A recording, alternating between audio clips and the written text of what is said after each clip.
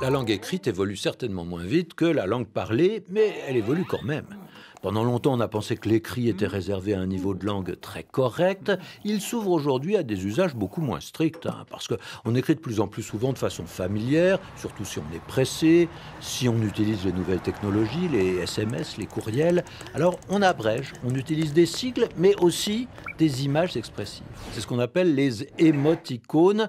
On dit parfois smiley quand on accepte l'anglicisme. Alors, émoticône, le mot est un peu long, il fait savant, mais il évoque deux idées principales, une émotion, émo, et une image, icône. Le mot icône évoque une représentation.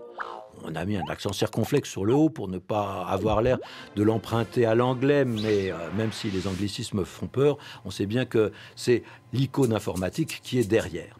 L'icône informatique, ce petit signe qui apparaît sur un écran d'ordinateur.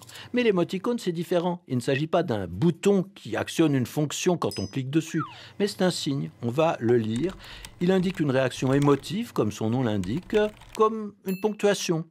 Non pas la ponctuation qui rythme la phrase, qui lui donne son allure, mais une ponctuation expressive qui multiplie les émois. L'émoticône peut servir par exemple de réponse. On peut écrire uniquement une émoticône pour montrer un enthousiasme, une perplexité, un refus, une colère. Est-ce que tu veux dîner avec moi ce soir? Et on envoie un visage avec un sourire et un clin d'œil.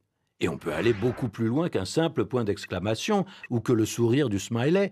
Un cœur brisé, un feu vert en disent beaucoup plus long qu'un long discours et les invitations sont très compréhensibles. Un café fumant, un ballon de rugby, une guitare, on est entre le mot et l'image.